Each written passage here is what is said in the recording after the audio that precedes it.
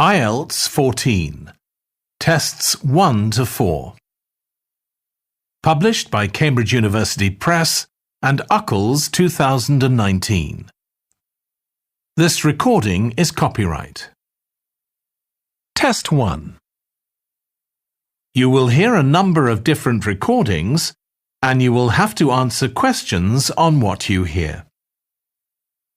There will be time for you to read the instructions and questions, and you will have a chance to check your work. All the recordings will be played once only. The test is in 4 parts.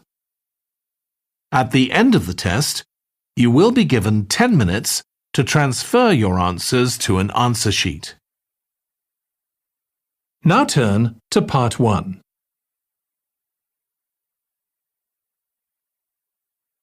Part 1. You will hear a woman reporting a theft to an officer in a police station. First, you have some time to look at questions 1 to 3.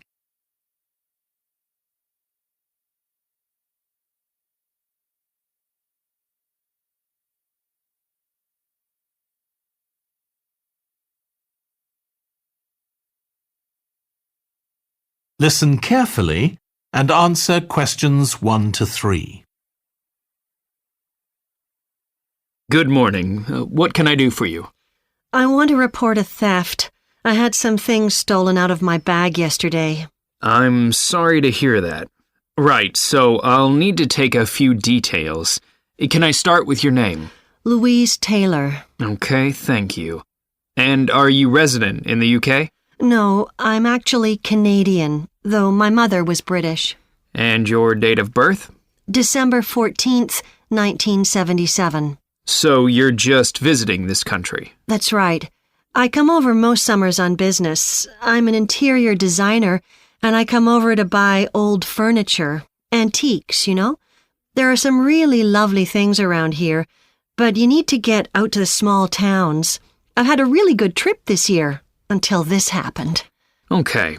So you've been here quite a while? Yes, I'm here for 2 months. I go back next week. So, may I ask where you're staying now? Well, at present, I've got a place at Park Apartments. That's on King Street. I was staying at the Riverside Apartments on the same street, but the apartment there was only available for 6 weeks, so I had to find another one. Okay. And the apartment number? 15. Right. Before you hear the rest of the conversation, you have some time to look at questions 4 to 10.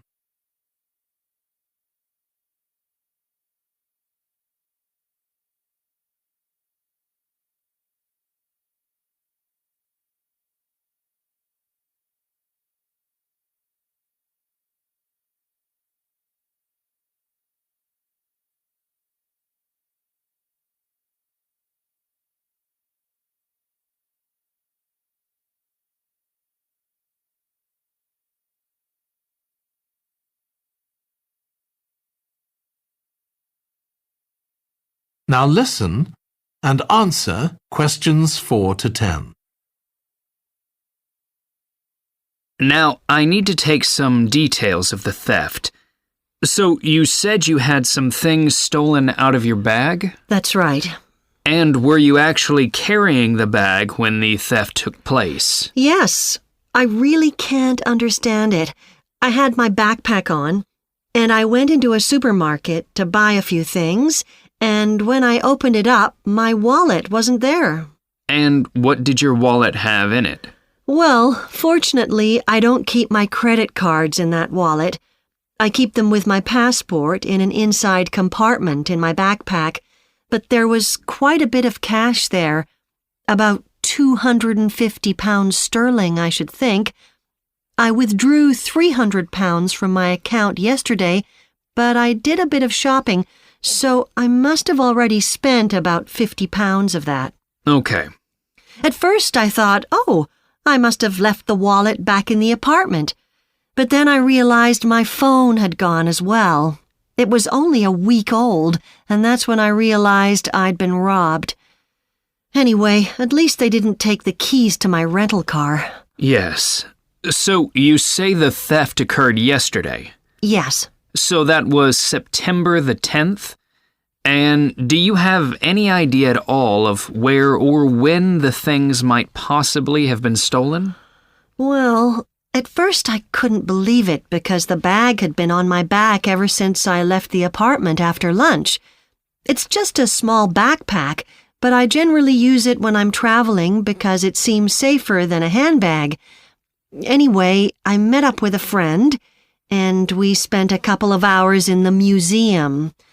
But I do remember that as we were leaving there, at about 4 o'clock, a group of young boys ran up to us, and they were really crowding round us, and they were asking us what time it was. Then, all of a sudden, they ran off. Can you remember anything about them? The one who did most of the talking was wearing a t-shirt with a picture of something. Let's see. A tiger. Right. Any idea of how old he might have been? Around 12 years old? And can you remember anything else about his appearance? Not much.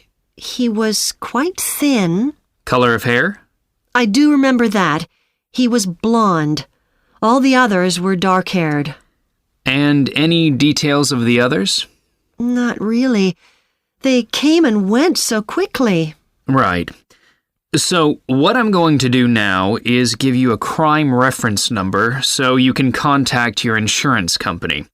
So this is 10 digits. 87954 82361. Thank you. So, should I contact the... That is the end of part 1. You now have 1 minute to check your answers to part 1.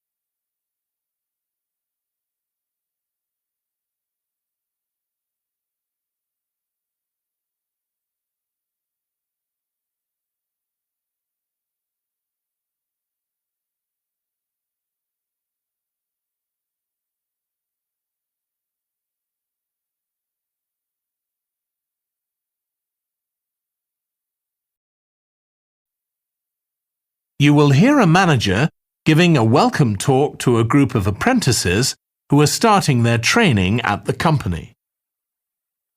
First, you have some time to look at questions 11 to 14.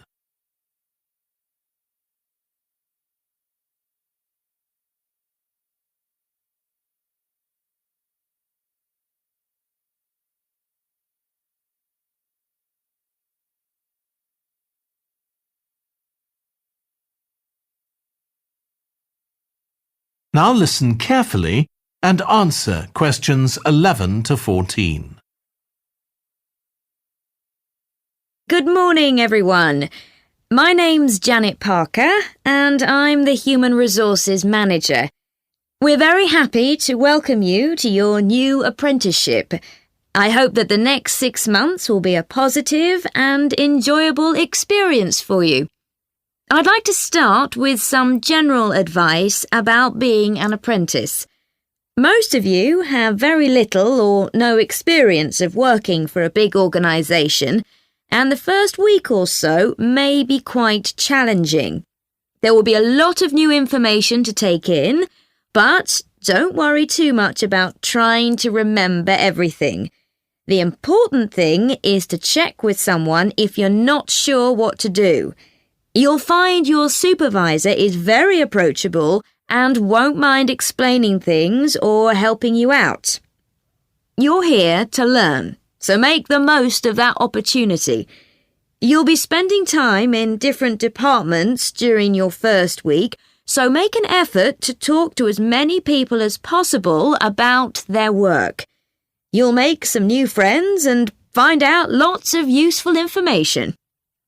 As well as having a supervisor, you'll each be assigned a mentor. This person will be someone who's recently completed an apprenticeship, and you'll meet with them on a weekly basis. Their role is to provide help and support throughout your apprenticeship. Of course, this doesn't mean they'll actually do any of your work for you. Instead, they'll be asking you about what goals you've achieved so far, as well as helping you to identify any areas for improvement. You can also discuss your more long-term ambitions with them as well. Before you hear the rest of the talk, you have some time to look at questions 15 to 20.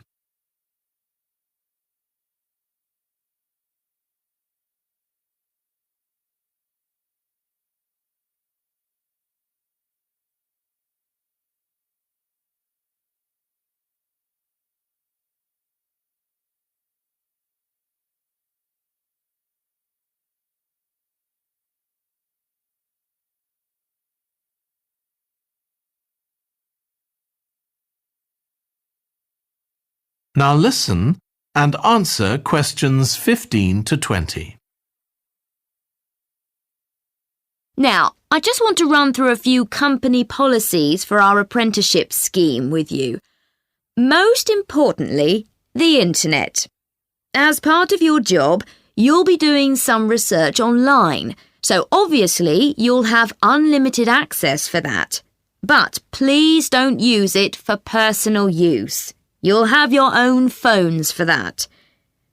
Some of you have already asked me about flexible working. After your probationary 3-month period, some of you will be eligible for this, but it will depend on which department you're in and what your personal circumstances are, so please don't assume you'll automatically be permitted to do this. I want to make sure there's no confusion about our holiday policy. Apart from any statutory public holidays, we ask that you don't book any holidays until after your 6-month apprenticeship has finished. Time off should only be taken if you are unwell. Please speak to your supervisor if this is going to be a problem.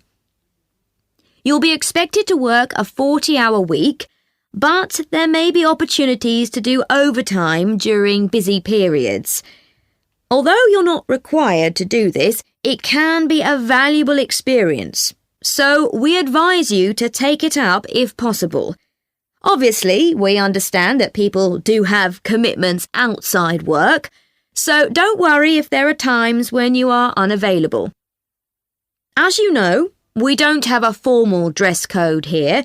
You may wear casual clothes as long as they're practical.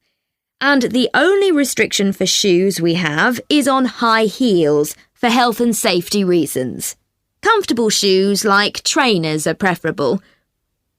There's a heavily subsidised canteen on site where you can get hot meals or salads cheaply. Snacks and drinks are also provided, so we've decided to introduce a no-packed lunch policy. This is partly to encourage healthy eating at work, and partly to stop people from eating at their workstation, which is unhygienic. OK, moving on to...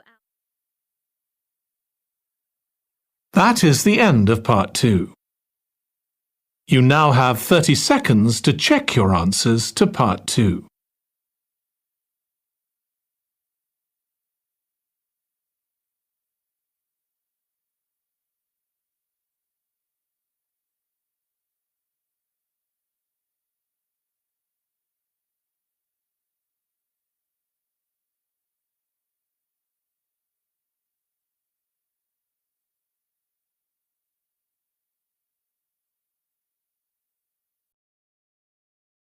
Part 3. You will hear 2 urban planning students, called Carla and Rob, discussing their presentation on cities built by the sea, following instructions from their tutor. First, you have some time to look at questions 21 to 25.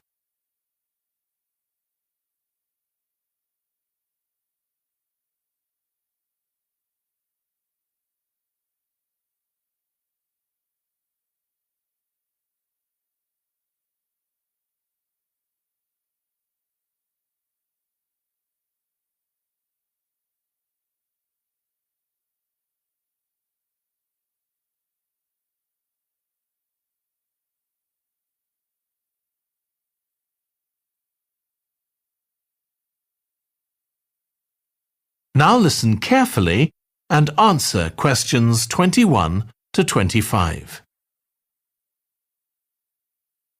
OK, so what I'd like you to do now is to talk to your partner about your presentations on urban planning.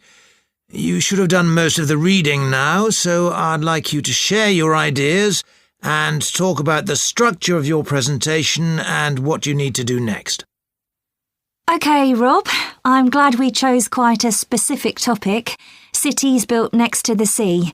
It made it much easier to find relevant information. Yeah, and cities are growing so quickly. I mean, we know that more than half the world's population lives in cities now. Yeah, though that's all cities, not just ones on the coast. But most of the biggest cities are actually built by the sea. I'd not realised that before. Nor me. And what's more, a lot of them are built at places where rivers come out into the sea, but apparently this can be a problem. Why? Well, as the city expands, agriculture and industry tend to spread further inland along the rivers, and so agriculture moves even further inland up the river. That's not necessarily a problem, except it means more and more pollutants are discharged into the rivers. So these are brought downstream to the cities? Right.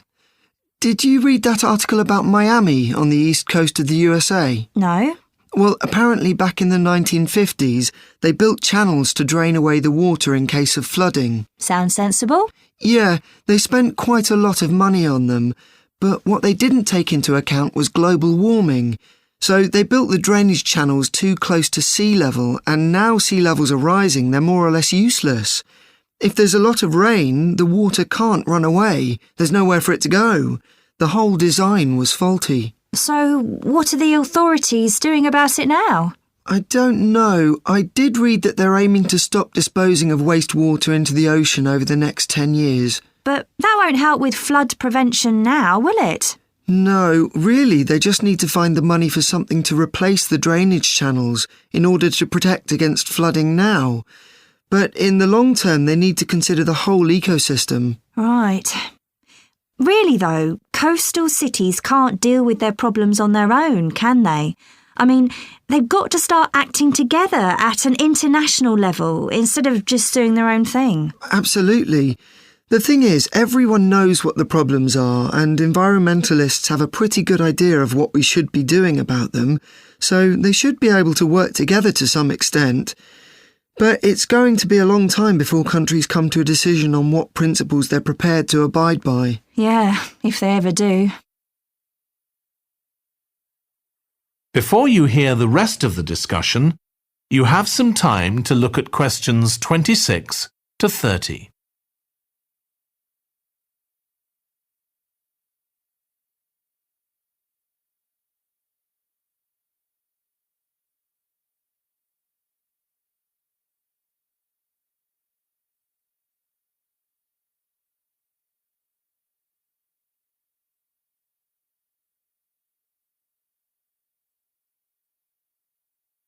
Now listen and answer questions 26 to 30. So, I think we've probably got enough for our presentation. It's only 15 minutes. OK, so I suppose we'll begin with some general historical background about why coastal cities were established. But we don't want to spend too long on that. The other students will already know a bit about it.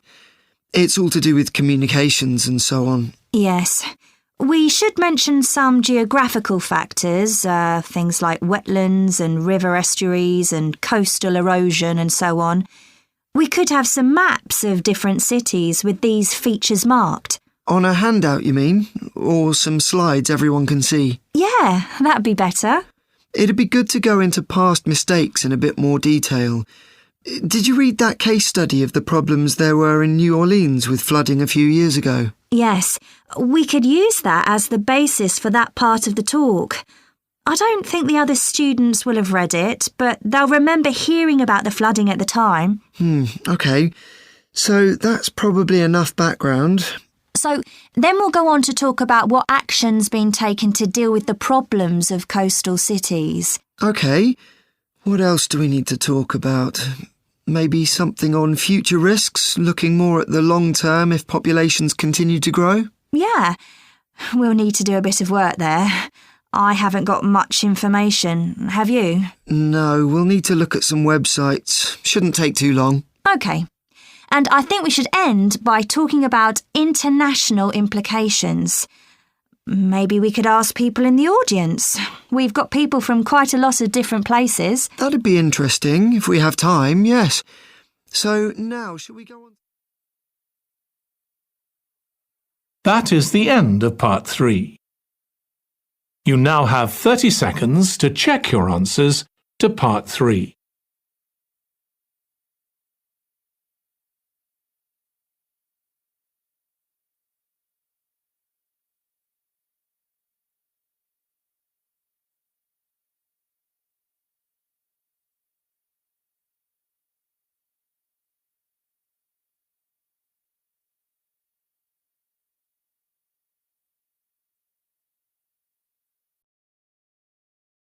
Part 4.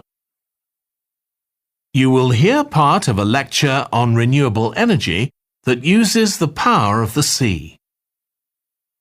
First, you have some time to look at questions 31 to 40.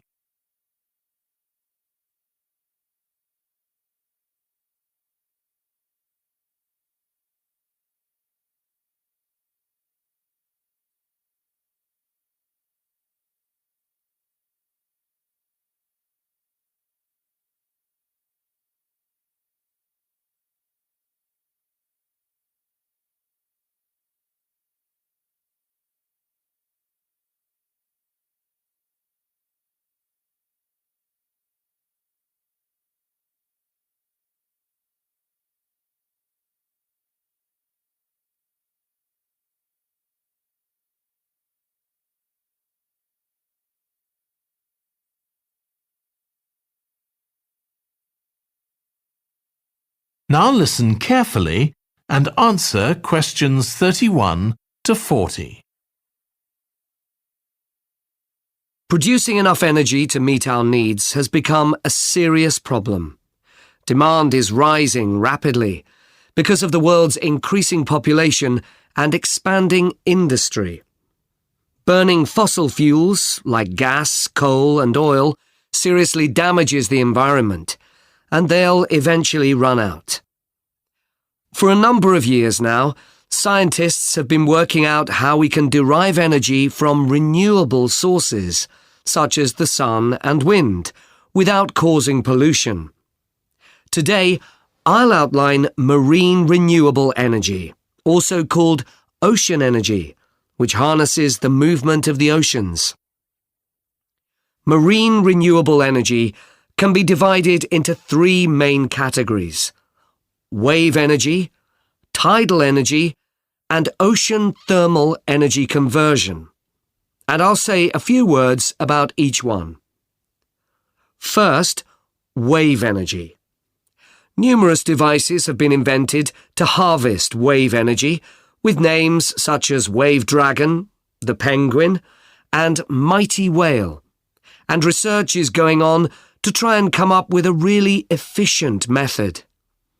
This form of energy has plenty of potential, as the source is constant, and there's no danger of waves coming to a standstill. Electricity can be generated using onshore systems, using a reservoir, or offshore systems. But the problem with ocean waves is that they're erratic, with the wind making them travel in every direction. This adds to the difficulty of creating efficient technology, Ideally, all the waves would travel smoothly and regularly along the same straight line. Another drawback is that sand and other sediment on the ocean floor might be stopped from flowing normally, which can lead to environmental problems.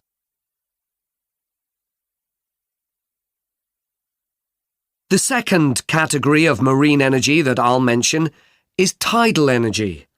One major advantage of using the tide rather than waves as a source of energy is that it's predictable.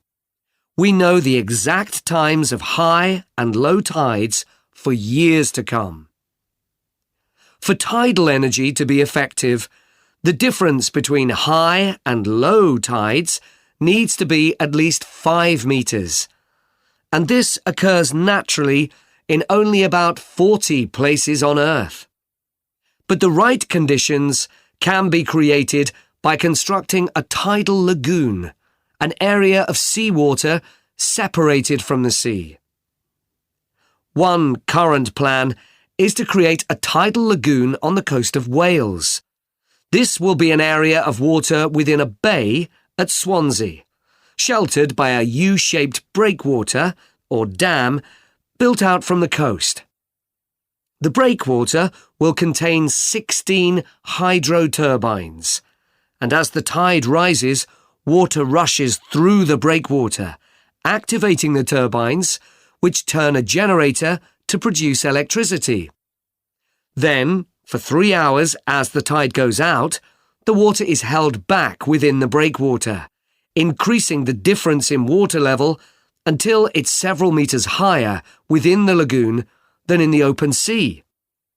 Then, in order to release the stored water, gates in the breakwater are opened. It pours powerfully out of the lagoon, driving the turbines in the breakwater in the opposite direction and again generating thousands of megawatts of electricity. As there are 2 high tides a day, this lagoon scheme would generate electricity 4 times a day, every day, for a total of around 14 hours in every 24, and enough electricity for over 150,000 homes. This system has quite a lot in its favour. Unlike solar and wind energy, it doesn't depend on the weather. The turbines are operated without the need for fuel, so it doesn't create any greenhouse gas emissions, and very little maintenance is needed. It's estimated that electricity generated in this way will be relatively cheap, and that manufacturing the components would create more than 2,000 jobs, a big boost to the local economy. On the other hand, there are fears that lagoons might harm both fish and birds, for example by disturbing migration patterns and causing a build-up of silt, affecting local ecosystems. There are other forms of tidal energy, but I'll go on to the third category of marine energy, ocean thermal energy conversion. This depends on there being a big difference in temperature between surface water and the water a couple of kilometres below the surface, and this occurs in tropical coastal areas.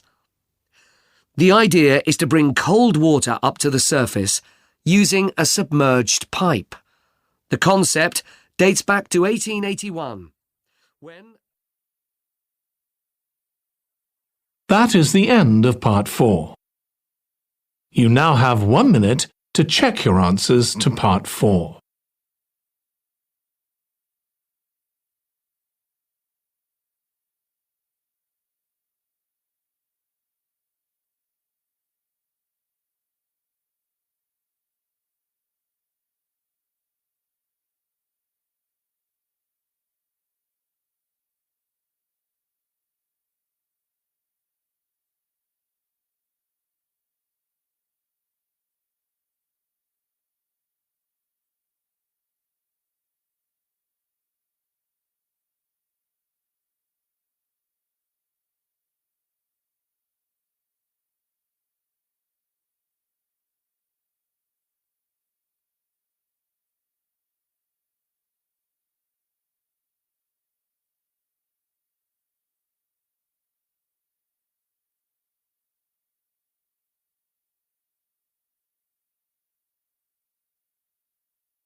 That is the end of the listening test.